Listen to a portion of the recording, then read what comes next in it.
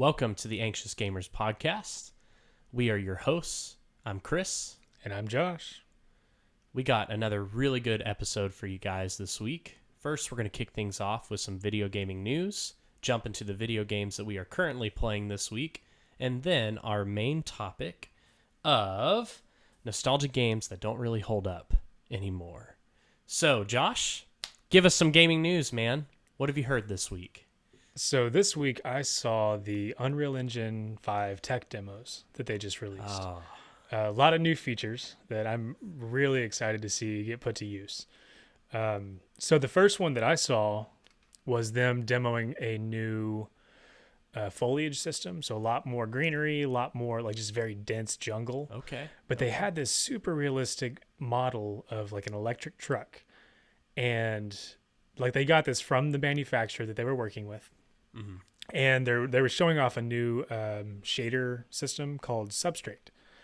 And I mean, just very realistic materials on this car, like just the way the light was playing with it. And there's multiple layers, even though it's a flat texture.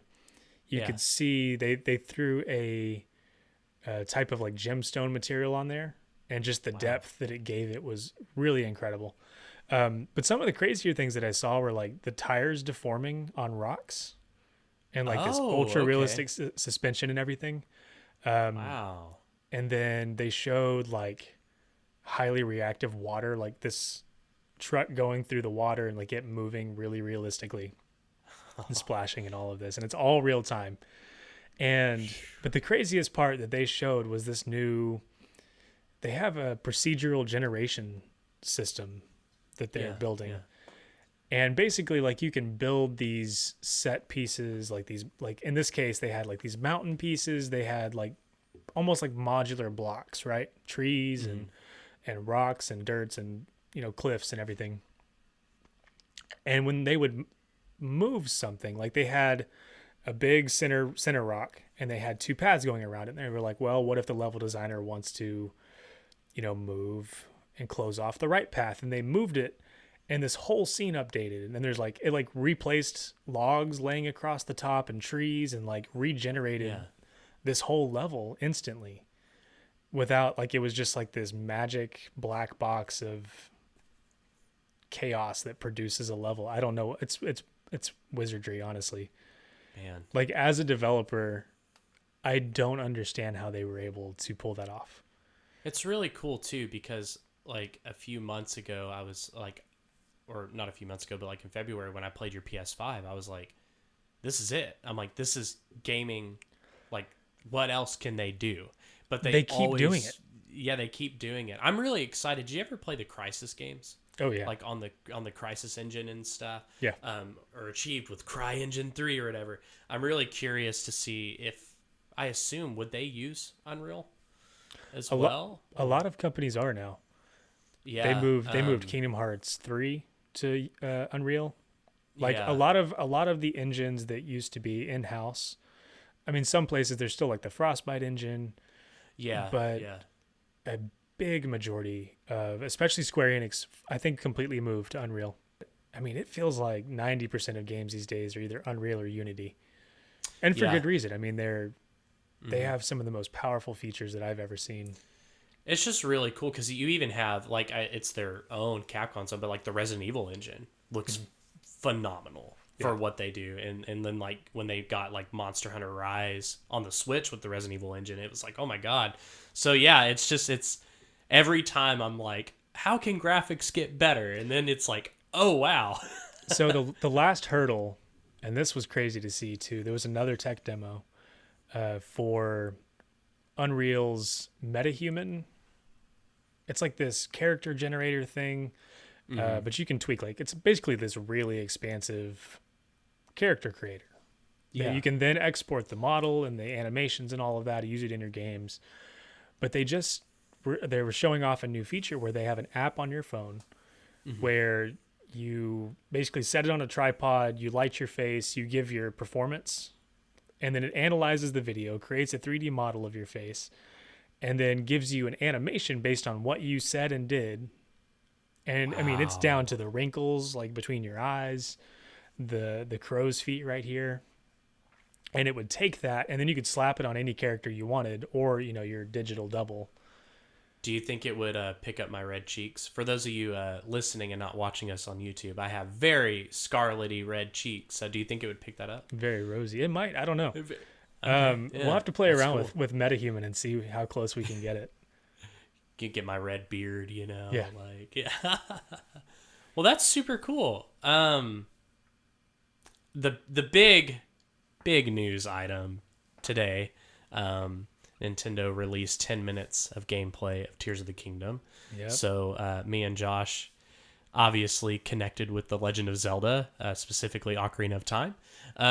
So I assume you're just as excited as I am about it.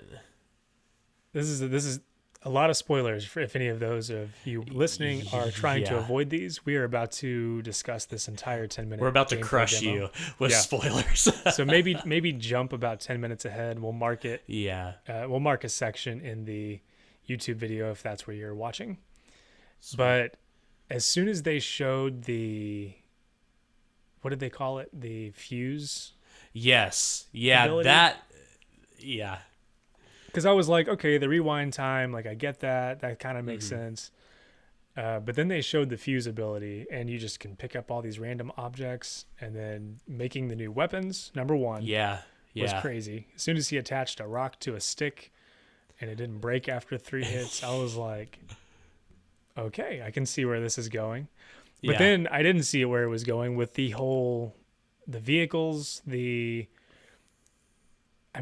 literally could build. You could build a house, I guess, if you wanted to.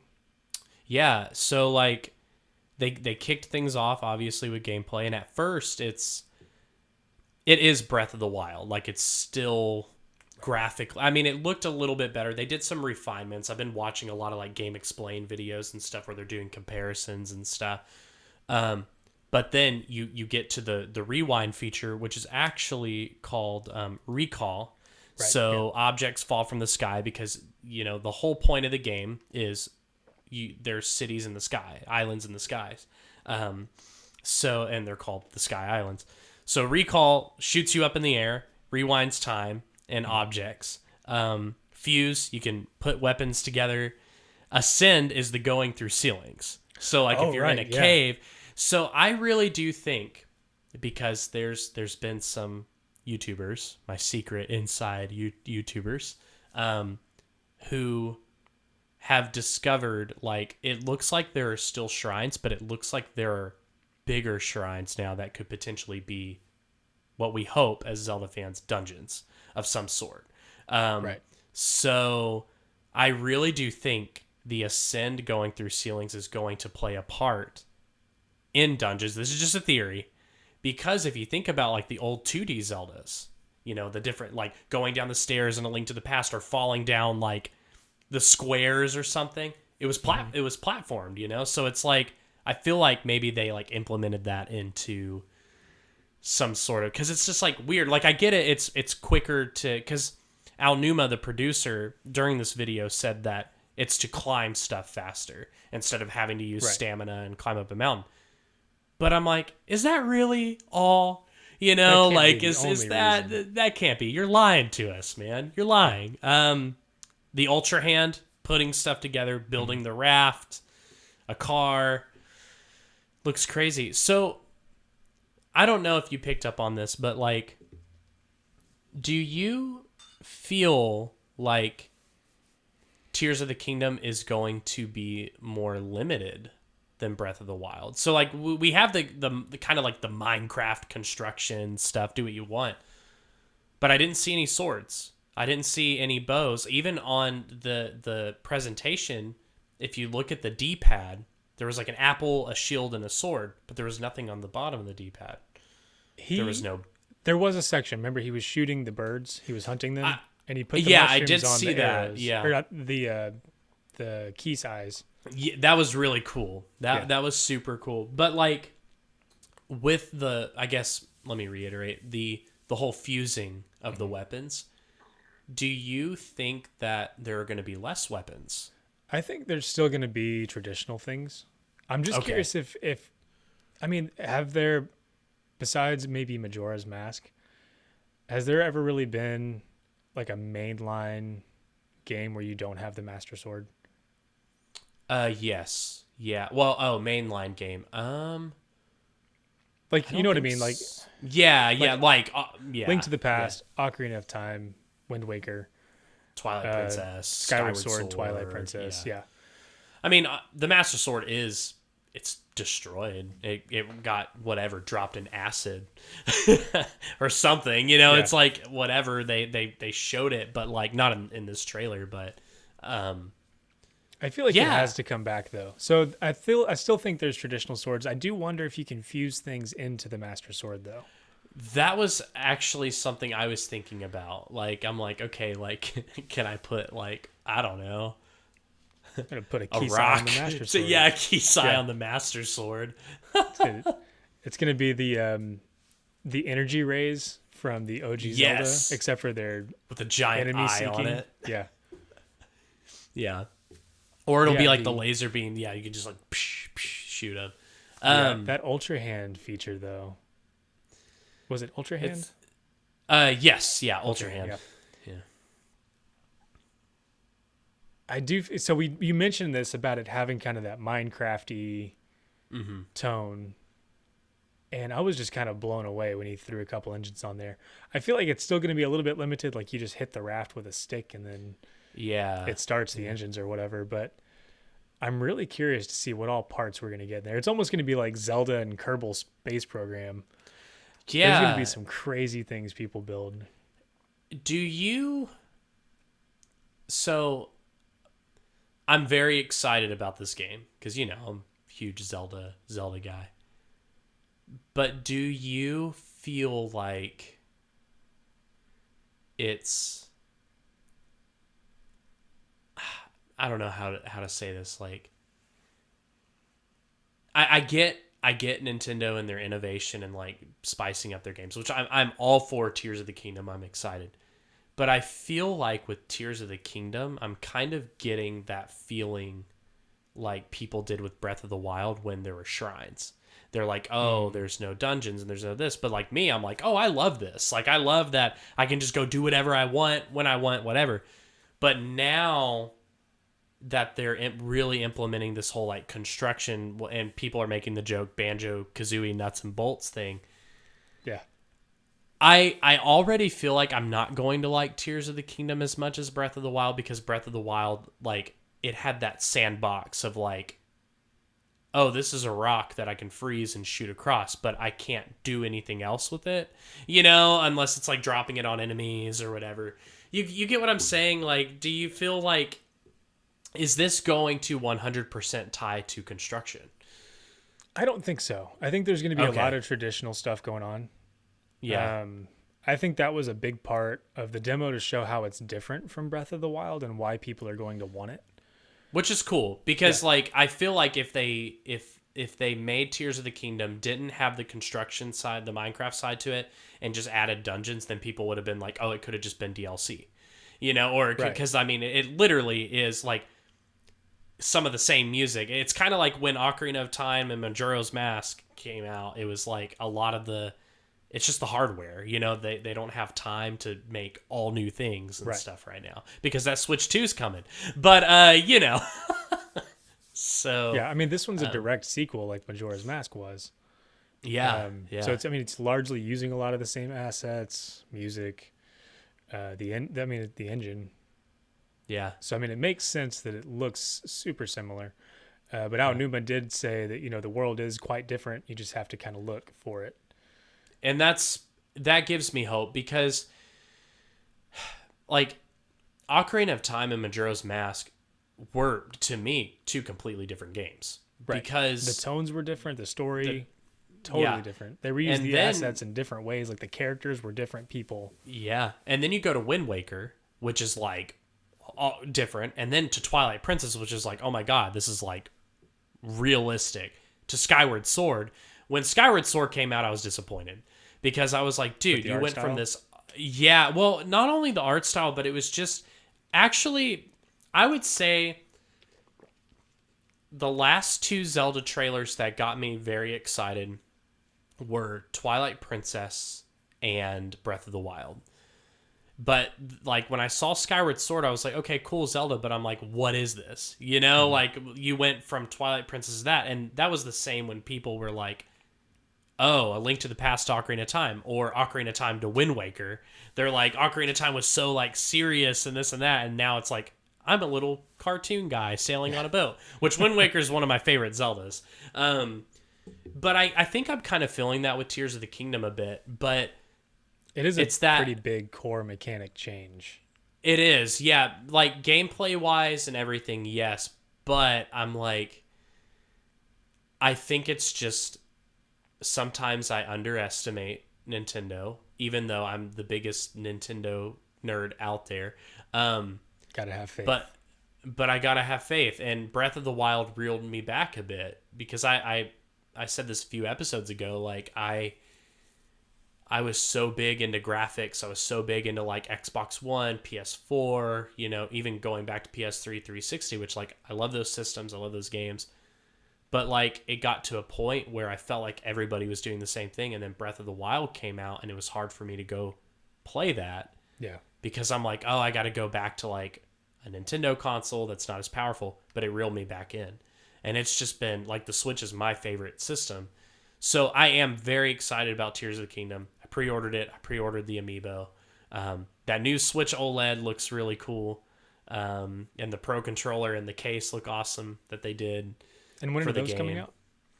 So the console's coming out, I believe, April 28th. Let me pull up the article real quick. Yeah, so the console comes out April 28th, and then the Pro Controller and carrying case come out day of release, May 12th. So, all right. And the Amiibo comes out May 12th as well. So, nice. So what is the Amiibo of? It's Link. It's Link, and he's like kind of like crouched a bit, and he's holding out his like new whatever magnetic arm. I think it's the Twilight. Just a theory, you know. But yeah, nice. It's super cool. I'm very excited. I almost got the collector's edition, but I don't need it. So, I mean, my soul you don't need needs it, but you want it. Physically. And one thing about Zelda, the OLED, any of that, is that we will not be seeing any of that at E3. Yeah. What news do you have about this year's E3's dead. No. So it has been drop kicked, roundhoused, its throat ripped out, it's in the ground. In my opinion, E3 has been dead to me since It's been a zombie. Yeah, it's been a zombie for a while. Well, I would say PlayStation did their own direct, or the PlayStation. I forgot what it's called, but their own conference. State of Play. Yeah, the stuff. State of Play. Yeah, and then yeah. Nintendo went off with their direct, which they would show during E3. Yeah, but it's been slowly chipped away over the years, anyways. And it's a bummer because people are always like, well, remember like Reggie came out like my body's ready and I'm about kicking ass and taking names. It's like, yeah, like that was the last good direct. That was when they announced the GameCube and the Nintendo DS and Project Revolution, the Wii or whatever. And I mean, you had Resident Evil 4, you had Twilight Princess like to end the showcase. For those of you watching and listening, go on YouTube and watch that direct because it was really cool. Like people get up and they're starting to leave, and Reggie's like, "We have one more announcement," and they show Twilight Princess, and people are losing their minds over it. But that was it. Like I remember seeing during one E3, I believe it was 2012, Halo 4. I mean, that was cool because it's like, okay, 343 shot at Halo. But it's a bummer because I love video gaming, like conventions and news and stuff, and like I would love to go to E3 and like when they did the Resident Evil 2 booth, and it was like the police station, and then they did the Skyward Sword and Breath of the Wild booths and stuff. It's awesome. Like that's so cool. Definitely the last few years, like I get excited for E3, and then I couldn't tell if it was the games or what, but I just felt let down. Like it wasn't. Yeah. It hasn't been as much of an event as it used to be in a long time. Yeah, and like I usually watch. I'll watch obviously Nintendo's, which is usually a direct, and then I'll watch Xbox. But like with Xbox, and no offense to Xbox fans on this podcast, but it was just like, it just got really boring because they had like 30 announcements, and it's like world premiere, and it's like another shooter or another, GTA clone or skate clone, or I don't know, like just like a bunch of, to me, just kind of junk. Like, okay, whatever.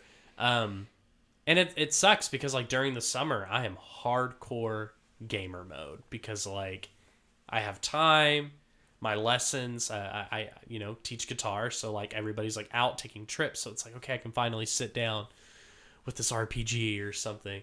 Yeah. And it's like Christmas to us gamers. It's like, all right, like let's see what's coming out.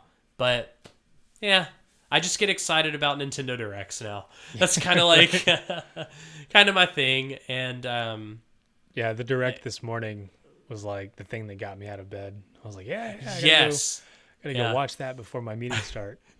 This is gonna sound terrible, but I took Jenny to daycare early, so yes.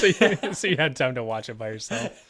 Yeah, Nice. I gave her breakfast, and I was like, okay, we gotta get in the car, we gotta go.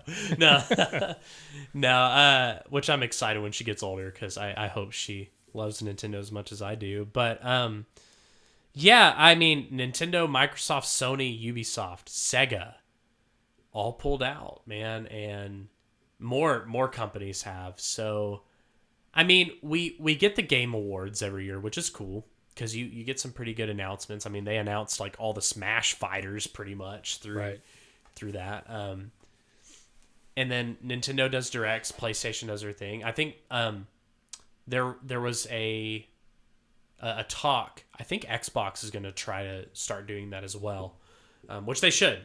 It'll be funny once they all realize how easy it is to do it all at the same time.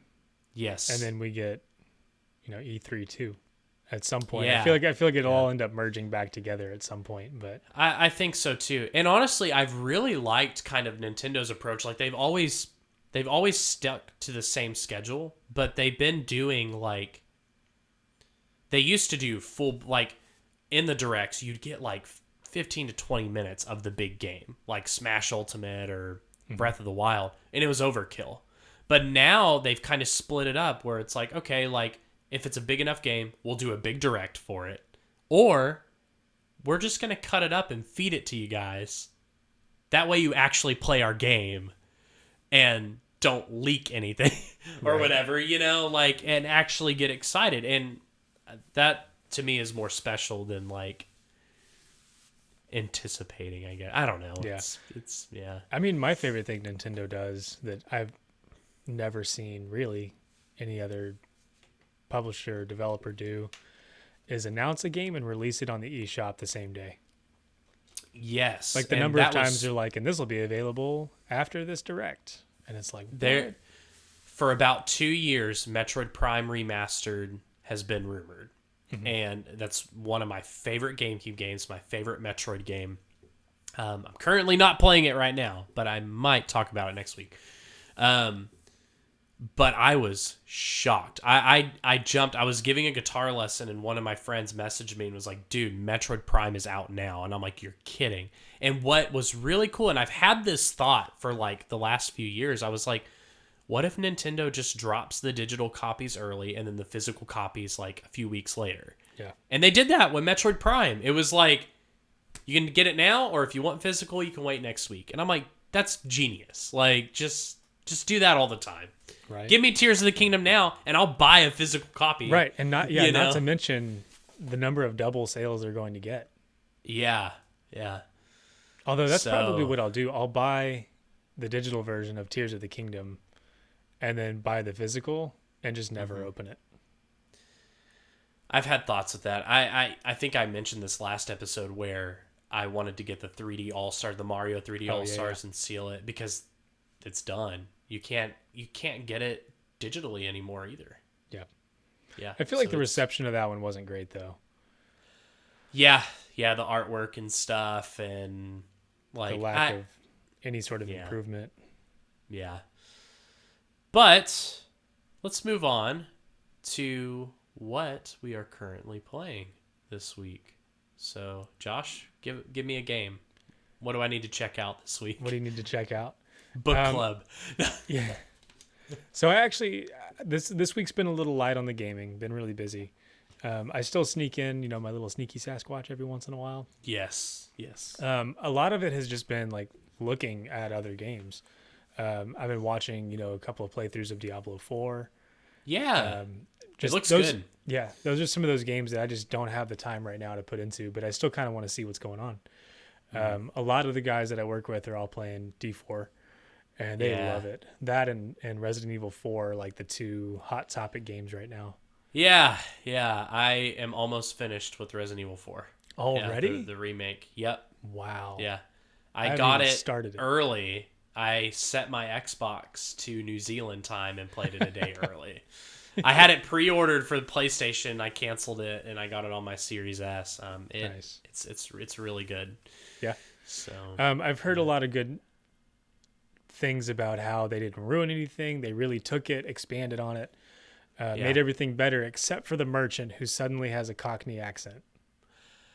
So I'm mixed on the remake. I think it's very well done. I think yes, it keeps certain minor spoilers here because this is a really really really good game, but And really old game. So if you're spoiled by now, really old game, yeah.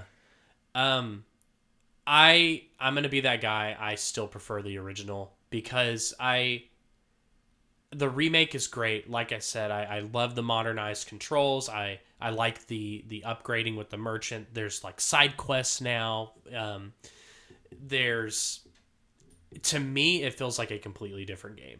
And I'm like OG Resident Evil 4. Like I got that the day it came out on the GameCube. I beat it on the GameCube, PS2, Wii, you name it. And it's a good game. Like I said, if you want that like more realistic, modernized approach that's like survival horror, go for it. Like you won't be disappointed.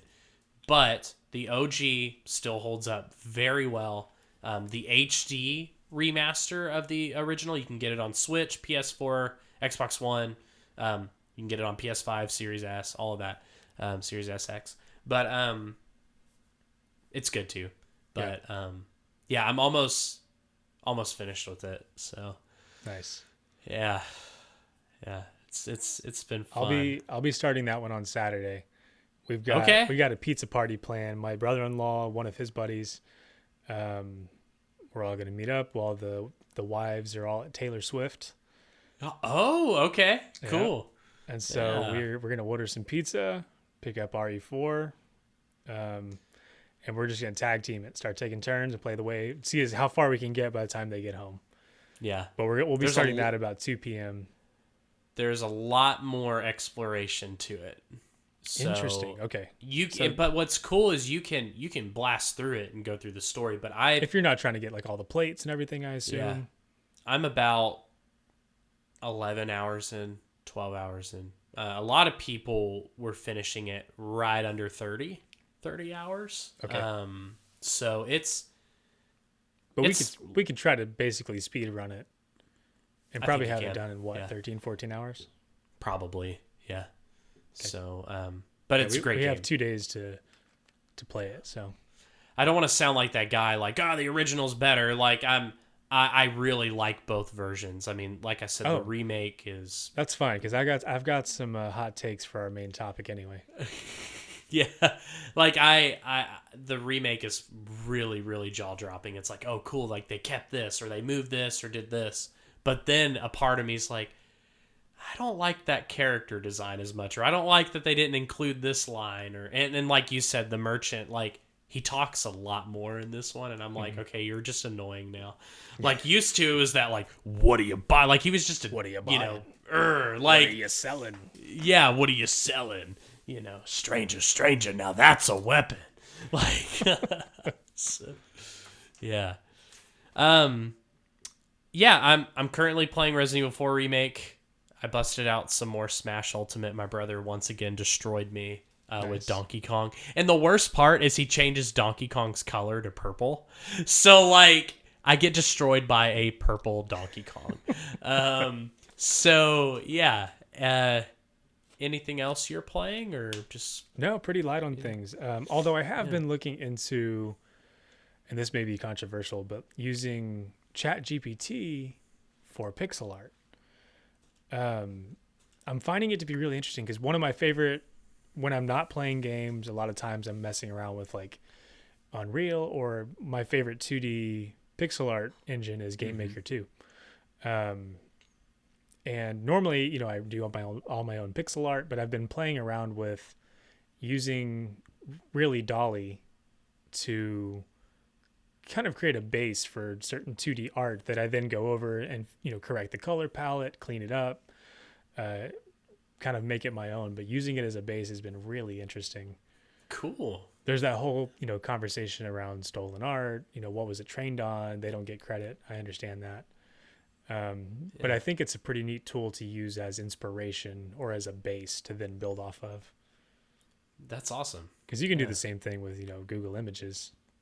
Yeah. And there's hundreds of games out there that, you know, stole from Stardew Valley, or I've tried to mimic Animal Crossing style or whatever it is. I've heard even like audio, you know, certain things like when you flip a page in a book, I've heard that same tone in like so many other games, or like, you know, it's like the Wilhelm scream. Yes. Yeah. Yeah. There's just some stuff that's stolen and expanded on. Yeah. Yeah. I busted out some Minecraft this week. Minecraft and Minecraft Dungeons. Have you played Minecraft Dungeons? I have not. It's basically Minecraft Diablo. It's a lot of fun. Interesting. And it's top down. I assume it's got co-op, right? Yes, co-op, and you can play online. And it's cross-play. Cross-play nice. between Okay. Switch, Xbox, I think PS4 as well. Have to double check on that one. But yeah, I bought that when it came out. Lots of DLC stuff. Tons of fun. And nice. I'm just visiting, you know, my village that I found in my realm. So it's just peaceful to kind of go back, and found this really sweet village that I fixed up. And there's like a perfect river that goes around like the whole entire village. So I've just kind of like been finding fishing areas. Nice. Yeah, I'll have to check that one out. That sounds like something that my 5-year-old would like. Yeah. Yeah. It's a lot of fun. Well, let's move on to our main topic. And boy, do I have some hot takes. Nostalgia games that don't really hold up. So, go ahead and kick this off, Josh. I'm really excited Should I kick it off hot, or should I start low? What do you think? Kick it off hot. I don't think Final Fantasy VII holds up. All right. Explain. I mean, like, I understand the impact that it had, and for the time, I loved that game. Now, are you talking OG Final Fantasy VII, like PS1, not like the Steam remake? Right. Or I'm talking about, like, I've got it over here, and I spun it up on the PS2 and tried to play it. Okay. And it's just hard to look at. It's hard to listen to. The CG cutscenes. I don't know. Like, if you don't look at it with a nostalgic lens, it's kind of a tough game to play. It's just so long. And it is. And I say that in the remakes are pretty cool, but it also doesn't capture the same feeling that the, you know, original Final Fantasy VII had. Sure. But I don't know. I just think it's one of those games that, like, I'm really nostalgic about it. I loved it. I, you know, had all the movies that came out. I've bought every remake and remaster. I've got it on my phone. I've played it a dozen times, but if I'm truthfully looking at Final Fantasy VII today, I don't think it holds up. I'm going to give that one a not pass. How do you feel about that opinion? So, funny story, I didn't play Final Fantasy VII until it came out for Switch. Oh, so how did you feel about playing it for the first time in the modern day? I loved it, honestly, because I grew up playing original Final Fantasy, like Final Fantasy 1, 2, but I never played 7 because when 7 came out, I was huge into Ocarina of Time. And, you know, originally 7 was supposed to be a N64 game, but, you know, they didn't want to put the game, it couldn't fit on a cartridge. So Sony got it. But I always wanted to go back and play it. And my boss was like, you know, you got to go do the OG, whatever. But then they remade it, and I was like, oh, well, I'll just get it on PS4. Well, I never got it on PS4. So I definitely get where you're coming from with the OG, because like I bought the PlayStation 1 Classic, and this was after I bought that after I'd gotten Final Fantasy 7 on Switch, because on Switch it's like the HD version where you can like speed up the battles and turn off random encounters. I'm all for that. Yeah. So I actually got pretty far last year in it, and played it, and like I love the music, and I can definitely see where people were like blown away. Obviously the cutscenes and stuff. Yeah, I mean, Final Fantasy is known for that at the time. It was completely, it was fully cutting edge. Yeah. But I haven't finished it, and I haven't gone back to it in a while. I do love using Cloud and Sephiroth in Smash. It's pretty sweet. So I can get where you're coming from, because even me thinking of like they brought Legend of Dragoon over to the PlayStation Classics on the whatever PlayStation subscription service or whatever. Yeah, phenomenal RPG game, but I won't go back to those style games, because it's like, oh man, that's so much time. Right. If it's like Xenoblade Xenoblade, Dragon Quest, modern age Final Fantasy, or like indie JRPGs and stuff, I'm all for it. But yeah, I can see where you're coming from on that. So I would say in the comments how you feel about my hot take. Yeah, that's good. I got plenty more controversial opinions on the way. I would say, okay, the first game I ever played, now it was on PS1, but it was also on Sega Saturn, was the original Tomb Raider. Oh man, so, I have all of them on Steam. Tell me why. I love Tomb Raider, and Tomb Raider was the first game I ever played. But when I got an N64 and Zelda and Mario and all that, I was very young when I played Tomb Raider, so like I vaguely remember it, right? Well, I bought it on the PS3 store about 3 years ago. Yeah. No. They did remake. Terrible. The controls are terrible, and yes, it was revolutionary at the time. Lara Croft is a badass. Like, I get it, but like they remade it, and I like the remake. Oh, the new ones are fantastic. Yeah, the new ones are fantastic, and they did remake the first game. It was like Tomb Raider Anniversary. That's what it was called. Oh, is that one was? Yeah. I had no idea. I did not know that was it. Yeah, so it was on PS3, 360, and it came out... I own it. I have it on Steam. I've just never installed it. It came out on Wii as well, and I actually think it did come out for PS2, because this was the transition to, kind of that in those between systems. Yeah. But that was great. But yeah, going back to that, I just think of like those weird moments I had as a kid. I'm like, because it is kind of a creepy game, like just the graphic style, and like the sudden music when like a wolf comes up or a boss comes up, and I just get kind of creeped out by it now. I'm like, eh. And then when she runs and she hits a wall, she's like, ooh, like she's like, oh. Or when she falls and breaks her neck, she's like, ah, So great. It's a good game, but I just have no interest in ever. I'll agree with you on that one too. Like, it's one of those things where I understand the impact, loved it at the time, unplayable today. But Lara Croft, you're still a babe. You're still a babe, and I'll play your new games. I'm cool with that. All right, give me another hot take. I'm ready for this. On the topic of controls, and this podcast is probably going to suffer because of this. GoldenEye. Ooh, okay. So with the new NSO version where they kind of fix the controls a little bit, it's better. But I never played GoldenEye actually on the N64. Oh my gosh, dude. I missed out on that because I was more into like Turok and Quake and stuff. But I can definitely see where you're coming from, because Turok you could change the analog stick, but it was the same, like move with the analog, turn with the C camera stuff. It was awful. So Like, but GoldenEye, you you controlled your view with the C buttons. So you yes, had these yeah, weird directional, like aim up, aim down, aim left, aim right, and then like your main stick was strafing. The whole thing was just weird. yeah. Um, and I don't understand how I beat that game as a kid, honestly, or how I was any good at it. Because I've tried to go back and play Have you on the played the N64. Switch version? No, I watched kind of demos of everything, but it It looks is like it's gotten a lot really, better.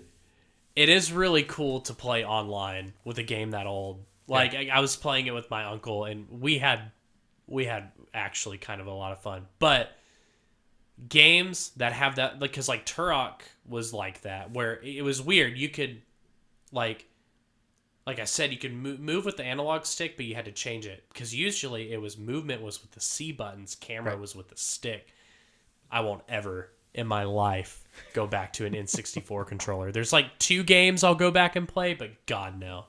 Yeah. That era is done. So I agree with you. Yes. I never played GoldenEye on the N64, but I played games similar to it, and I won't go back to those. Yeah, that era of attempting to do First-person basically shooters. twin stick on a controller with one stick did not go well. And then you get Halo where it's like, this is how it's supposed to be. Yeah, right? The Yeah. golden age of twin sticks. I have plenty more games, but speaking of the N64 controller, I kind of had a hot take. It's not necessarily nostalgic games, but it's consoles. I cannot go back and play retro consoles unless it's the Super Nintendo, or So- if it's like subscription service stuff. Like, I have that same issue. I've got this whole setup back here. yeah, The Super Nintendo has like 95% of the playtime. yeah, Like it's fun to, pop in Tony Hawk's Pro Skater 3 on the PS2, play around with that for a while. But it's rare. yeah, I think that Yeah. this between the Super Nintendo and the PS2, they get 99% of the love. yeah. So I I'll have agree with you there. I have my N64, GameCube. Those are my 2 old consoles. I have a Wii in a closet somewhere. And like, yeah, I think back, I'm like, oh, like that era, it's great. And like, I'll maybe play 2 games on my N64, but a lot of the games that were on GameCube have made their way over, or they have better versions on other consoles. Right. But yeah, like Super Nintendo is the exception because it's the controller. It's the controller and the games. And I feel like if I wanted to collect for a system, it would be the Super Nintendo. I don't have any interest going back to an N64 controller or a GameCube controller. Like, yes, that was my favorite controller as a kid, but I love the Pro controller now. Like, because it's like a GameCube controller on steroids. But I did buy the Super Nintendo online, like Nintendo Online controller for my SNES games on the service, and it's really cool. Like that I'll go back to, but anything else? Nope. Sorry. Yeah, like For my last like hot take, I was this past weekend playing. We had gone over to stay at my brother-in-law's house, and he had his N64 set up on his CRT in the den. And me, him, and my son, we played some Smash Brothers, like OG Smash Brothers with an N64 controller on a CRT. yeah, man. The controls are so floaty. I couldn't figure out what was going on. I was like hitting up C like 7 times, Yeah. and finally, Yeah. Link would jump. But I was getting my butt handed to me because the controls just weren't near as responsive as I remember them being. Yeah. Well, it was a huge jump too to Melee or whatever. Yeah. Like that was because I can go back and play Melee a few times, and I'm like, okay, like this still That holds one up holds pretty up. well. Yeah. But the original old- N64 one, Yeah. I still love the aesthetics of it, the music, the yeah. levels. Yeah. But the controls of that one, just the floatiness, the unresponsiveness, like Smash has to be snappy. Yeah, yeah. And it's so cool that they implemented all that into Ultimate, like those stages and stuff. I was really hoping, I had a really cool idea of it would have been cool if they added the polygon skins for the fighters. So you could Oh, like that be would've like been cool. Polygon Mario or Link or something. Yeah, like But is it who knows? You one know, of the color maybe. alternates? Yeah, they have a Mario Party on Switch.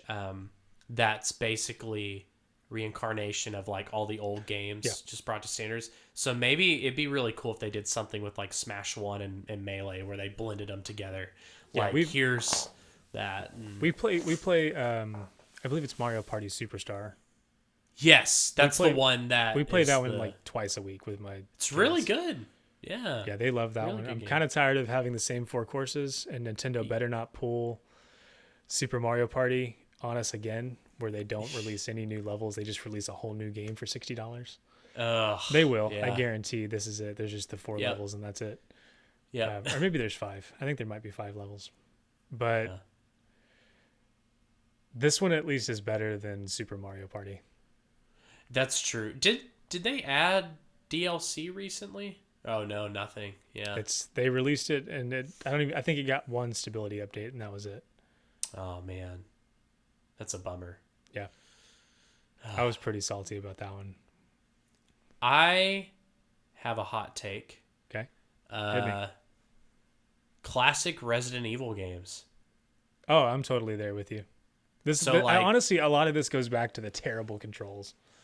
0, 1, 2, and 3. They're forever in my heart, but I will not go back. Ever since 4, like I know 5 and 6 are considered like not great games. Oh, I love. But I will play those over. Well, yeah, I do too. Like I do like 5 and honestly 6 is a great action game. They're so campy. And then when they went to 7 and 8 with the first person, I was fine with that. Like Yeah. I know they brought the third person update for 8, but like I cannot go back to like the OGs. Like I love Resident Evil 2. And I played Resident Evil 2 on the N64. They had it for N64 and PS1, and playing that on an N64 controller was the hardest thing. Yeah. You know, Leon like this and this and this, you know, like it was awful and revolutionary at the time. But Totally get it. Any other games? So these ones are a little less controversial, but the other two, so the main one is Dark Cloud. I love Dark Cloud. That is like, it's not really up good there game. It's not up there with Zelda, but it's close for me. I never Like, played Dark Cloud 2, but I did play a decent bit of Dark Cloud 1. Dark Cloud 2 was a lot of fun, but I still love the first one. Yeah. Just kind of the more simplistic, crawl the dungeons. The dungeons absolutely are so repetitive. Every level looks the same. Yeah. You're fighting the same monsters. But the building the town was so innovative at the time, and still is, honestly. Like if you think about it, like no other game has done that since.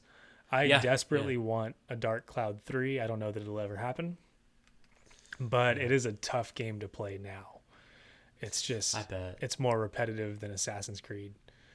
I bought Dark Cloud 1 with Mega Man 64, and it was just those 2 games when Blockbuster was having a closing sale when they were shutting down. Oh, man. And I bought both those games.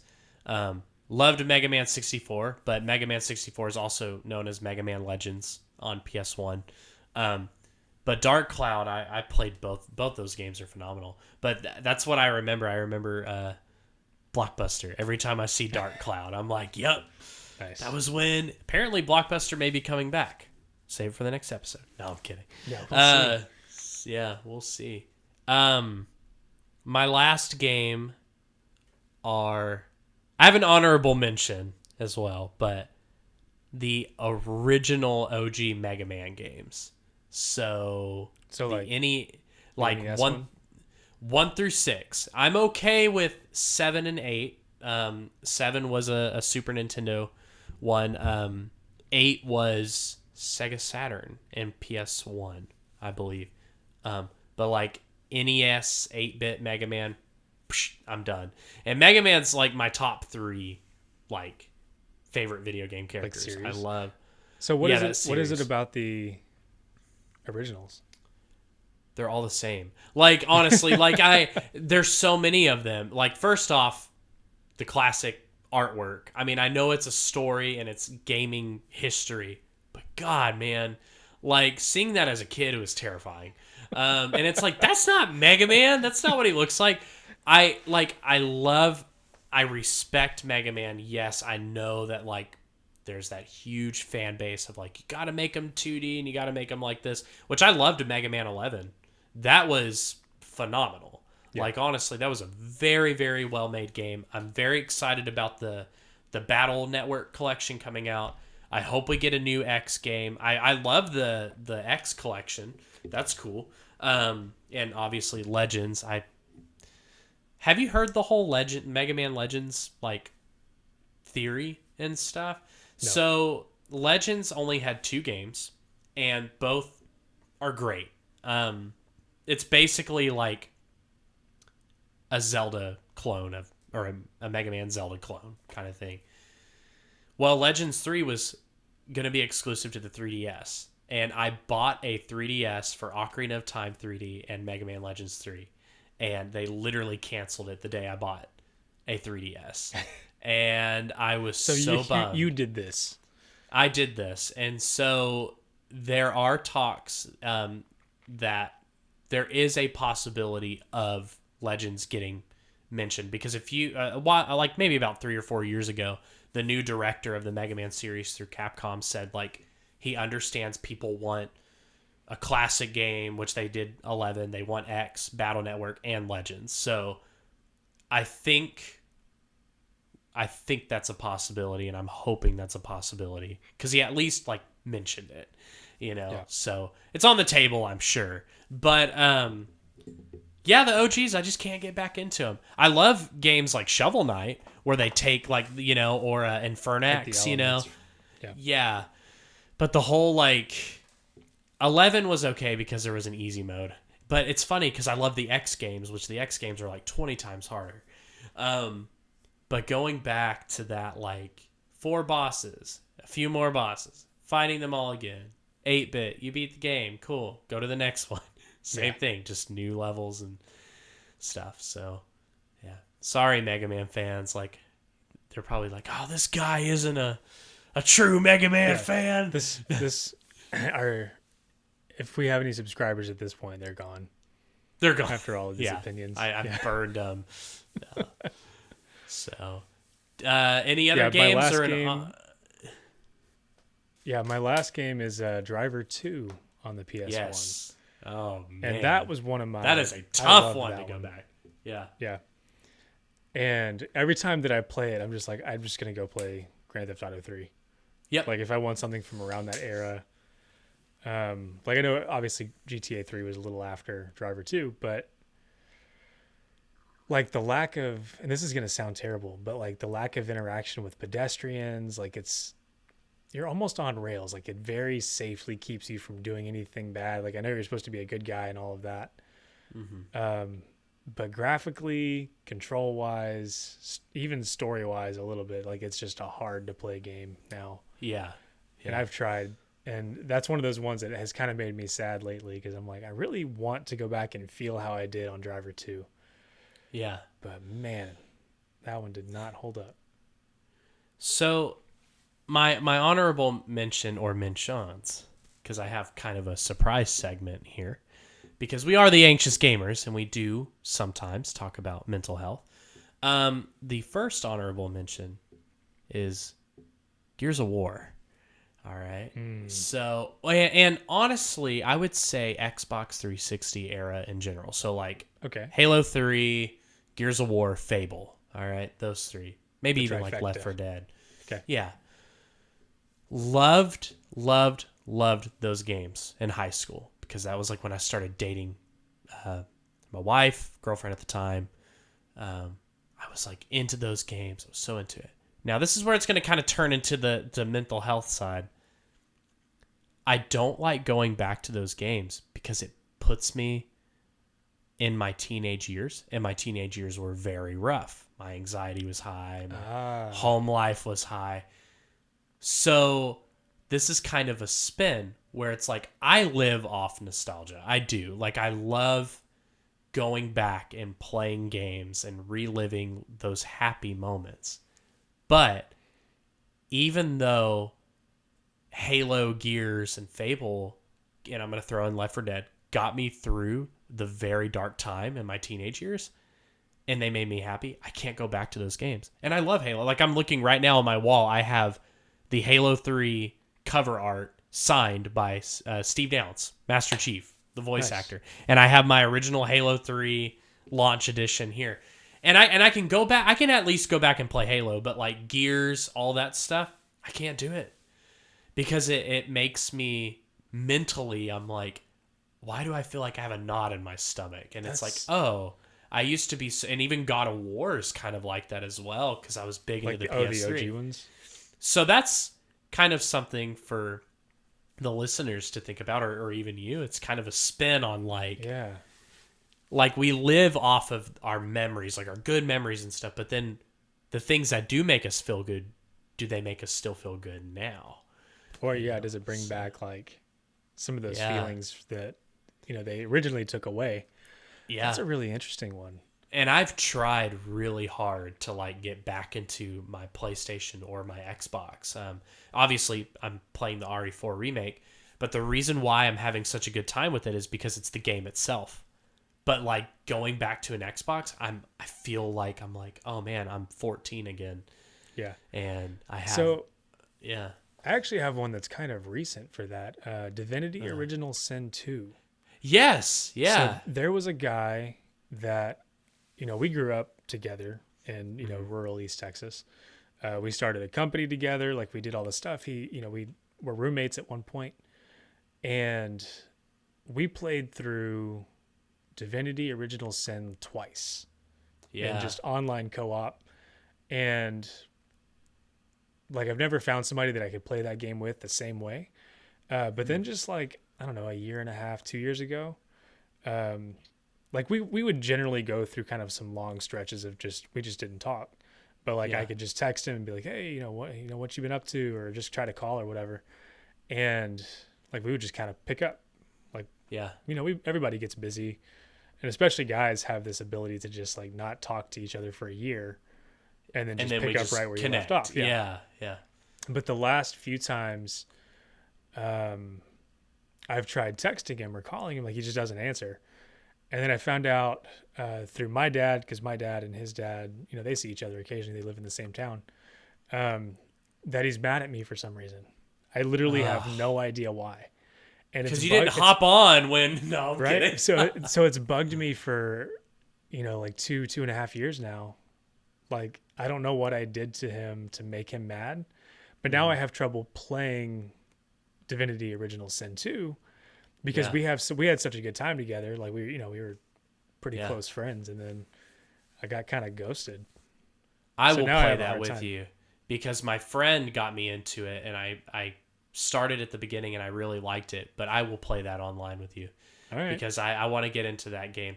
I'm the same way with such a good that. One. That ties into like the Halo Gears thing. I had a really, really good friend. Gonna get a little deep here. Had a really good friend through high school, childhood friend. His dad worked with my dad. We grew up together. We played music together. I mean, we just one of those guys. And he was like, dude, he's like, you got to play Halo. And so like he got me into Halo, and I loved it. And we would stay up all night system linking the OG Xboxes so we wouldn't screen cheat, and like we listened to the same music and did everything. And one day we had a show booked and he just didn't answer my call, and he ignored me. And his dad had passed away recently that year, and I'd been through a similar situation with my mom passing. But he just stopped hanging out with me. It was one of those like, wow, what happened to my friend? And then years later, he needed a roommate, and we started connecting again, and we moved in together, and we started going back and revisiting those games and stuff. And it just didn't work out. We were good friends, but like honestly, he wasn't a great roommate, and he was doing things that I didn't approve of. I'm not going to tell him what he can and can't do. And he moved off and ended up in a whole crazy show out there. So it is hard for me to go back and play those games because like it's kind of like when I beat Ocarina of Time, my dad sat on the couch and cried with me when I beat it because he watched me the whole time play it. Yeah. And that's a memory I won't ever forget. And I remember I'm like, Dad, what's going on? Because I saw credits because I was 6 years old. And he's like, you beat it. It's done. And I started crying because I'm like, what do you mean it's done? Like, I want more. And so like I erased my file. I hit reset and erased my file. But then I think of Halo and it's like I had to retrain my mind on those games and get my friend out of my head. I was like, and now I can go back and play them, and I'm like, okay, like I've grown up. I'm like, okay, whatever, that's the past. But it is hard because it's like, dude, I can smell the pizza we were eating when I was playing these games. I can remember how cold my room used to get, and like we'd be like, yeah, like let's crack open a Monster, kick the AC down to 63 and play these games and stay up all night because our Xbox is gonna melt our faces because I got like 3 or 4 red rings. But mental health wise, I'm a wreck because it's like when it comes to those games, I'm fine now, but I'm a wreck when it comes to those games because I'm like, God, like it's just hard. Really hard to go back when you build those moments and then it's like, how can I relive those? Or it's like, do I even want to relive those? Yeah, just the emotional memory. Yeah, associated with games. Do you have any other games? Hey, I'll end us up on a bit of a lighter note. Okay. For those of you watching, if you've played it, you'll agree with me. Mario is missing on the Super Nintendo. So I loved that game as a kid. I don't know why. It's super weird. It doesn't make any sense. Yeah. But then I showed it to you a while back, and I'm like, I don't even know what's happening here. I don't remember at all how to play this. There's no instructions. I'm not going to lie. Me playing that, I almost ordered a Super Nintendo that night in your guest room. Like, I literally almost did. And it's not that it was, like, a good game. It was just dumb. Like, it was just, so like, weird, right? Yeah. And I'm like, okay, like, I could just, like, whatever, kick this on and be like, come on. Like, so, Jenny, let's like, whatever. I'll say it holds up for about 5 minutes. Okay. But it's definitely not a game that you pull out for fun. It's a game you pull out because, like, I want to show somebody something weird. And there's a Mario game where Mario's missing. You're playing Luigi and you're prancing around Rome and you're talking to doctors and stuff. Yeah. And it's just the weirdest Mario game a fever that trip. I've ever seen. That's it literally really is. It's an acid trip. Yeah. I don't know who got high and developed this game, but that's the last one on my list. That's my honorable mention. I have the big honorable mention. Go for it. All right. Majora's Mask. No, I'm just kidding. I'm back. Josh has left AnxiousGamers. No. All right. This one might be too much of a hot take for me. Okay, so this is like a double-edged sword. I love Majora's Mask. I actually just finished a guitar cover of I'm going to upload it soon. Do you remember in the Stone Valley area, you go to that little music box house and you save the girl's dad? I covered that song. Nice. And I'm really excited because it's not a song you hear a lot. I love Majora's Mask. But man, I hate the dungeons. I go back to and on it. I love everything outside of the dungeons. The mask collecting, the Termina Field, getting Epona to but hunting the fairies. I started replaying it on the Switch Online, and I've mentioned this to you before. I 100%ed Ocarina and Majora's Mask without strategy guides. Right. And I remember being 6 or 7 with Majora's, and I got Fierce Deity Mask and everything. I finished the game, and I took it out of my system, and that was the first time I was like, I love you, but I'm not going to come back to you until I'm like in my 30s. It Well, was I'm a almost lot of 30. work. Yeah. It was a lot of work. And like I said, I love everything about that game. I love Clocktown, like that Song of Healing, everything. Yeah. Yeah. But dude, the dungeons. I will say the Stone Temple, even though it was the hardest one, like it was really cool. That one piqued my interest, but like God, hunting the fairies and I totally that. get it. Because now that you say it, going back and replaying, especially the swamp level, yes, I am not a huge fan of that upper air platforming on the N64. Oh, dude. And every time you fall down, you got to run all the way back outside, and then Deku Palace, like all of that. The worst was the snow peak and like the Goron parts where you have to roll off the ramps, and then you fight that. I just got the fire arrow. You fight that wizard guy. Yeah. It's like, this is taking so long, and I only have 3 days with the Song of Time played backwards to slow down the 3 days. And you're supposed to beat the game in 3 days, but you don't really have 3 days because it's like confusing. It's a cool concept, and it's a great Zelda game, but it's just not one that like, because I know my top 4 Zelda games, but my 5th pick is like a tie between all of them.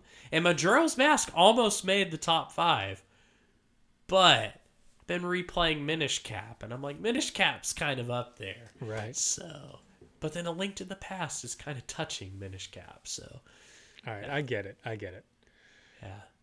So, And I'll sort of agree, but not Okay. totally, because I do still love going back and playing it. Like now that I'm older, I've been really trying to figure out that the Keifi mask yeah. by myself with no strategy guide. I honestly don't know how you did that.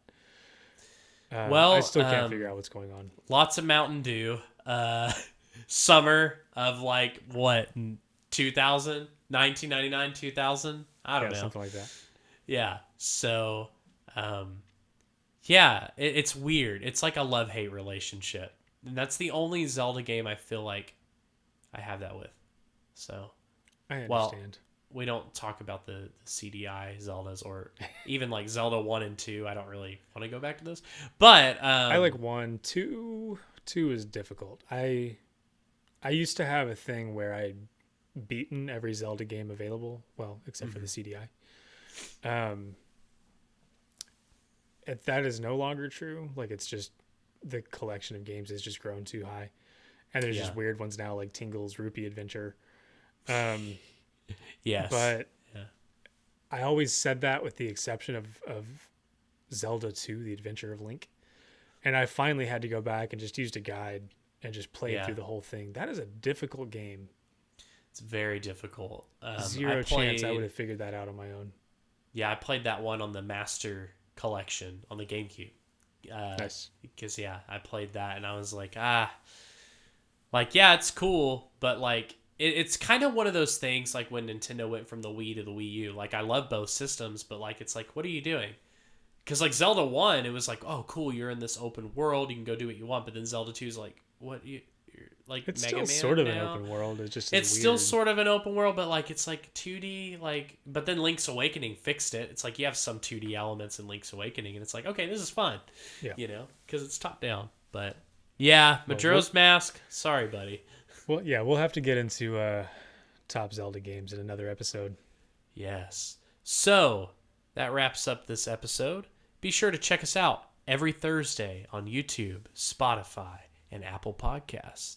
And remember, it's dangerous to go alone. Yeah.